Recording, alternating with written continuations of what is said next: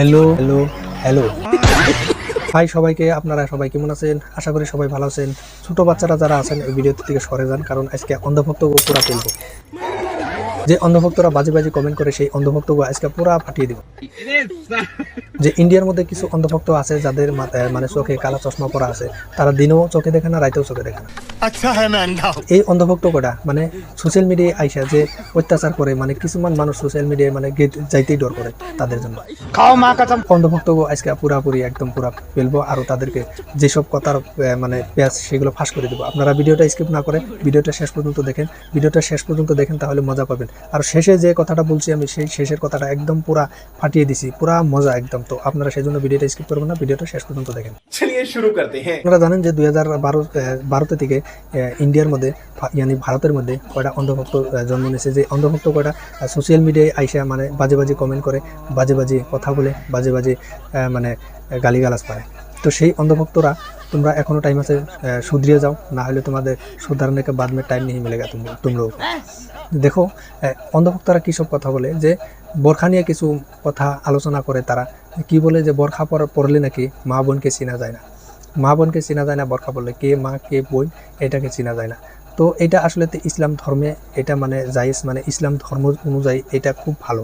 কিন্তু জানি না যারা অন্ধভক্ত আছে, যারা গোমূত্র খায়, এই চামচ গোবর, যারা গোবর খায়, তাদের মাথায় কি আছে, তারা কি ভেবে এইসব কথা বলে। আচ্ছা, আসলে যেসব মানুষ ভালো খাবার খায় যদি, তাহলে তাদের মাথায় মানে ভালো ভালো বুদ্ধি আসবে, আর যদি খারাপ খাবার খায় তাহলে তাদের মাথায় খারাপই বুদ্ধি আসবে।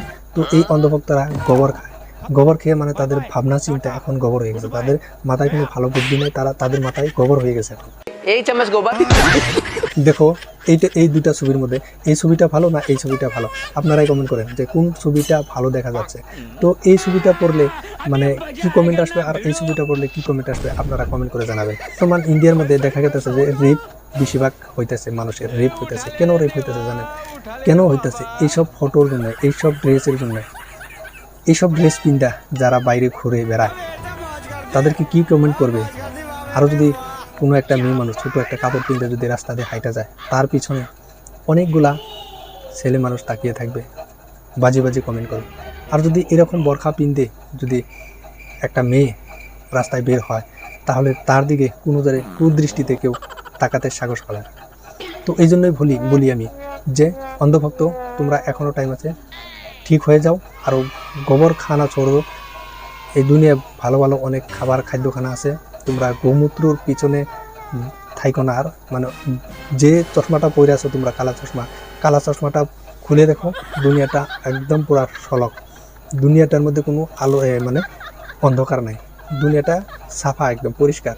তোমাদের চোখে কালো চশমা আছে বলে তোমরা অন্ধকার দেখতেছো, এত দুনিয়াটা সাফা, তারপরেও তোমার চোখে মানে অন্ধকার দেখা যাইতেছে, সির্ফ কালো চশমাটা পরে থাকার জন্য। কারণ টাইম আছে, কালো চশমা খুলে ফেলো আর দিনের আলোটা দেখো। তো এই ভিডিওটা দেখে কিছু কিছু অন্ধভক্তরা কমেন্ট করবে, বাজে বাজে কমেন্ট করবে।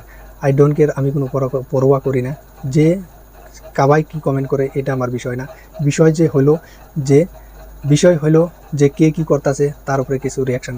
তো বন্ধুরা, ভিডিওটা যদি ভালো লাগে লাইক কমেন্ট শেয়ার করবেন, আর এই চ্যানেলে নতুন হয়ে থাকলে একটা সাবস্ক্রাইব করবেন। আপনারা ভিডিও তো দেখেন কিন্তু সাবস্ক্রাইব করেন না, কিন্তু এই আলসিটা করবেন না বন্ধুরা। আপনারা ভিডিওতে সাবস্ক্রাইব করেন, বেল আইকন দাবান, বেল আইকন দাবিয়ে আমার পাশে থাকুন। এত টাইম ভিডিওটা দেখার জন্য আপনাদের সবাইকে অসংখ্য ধন্যবাদ।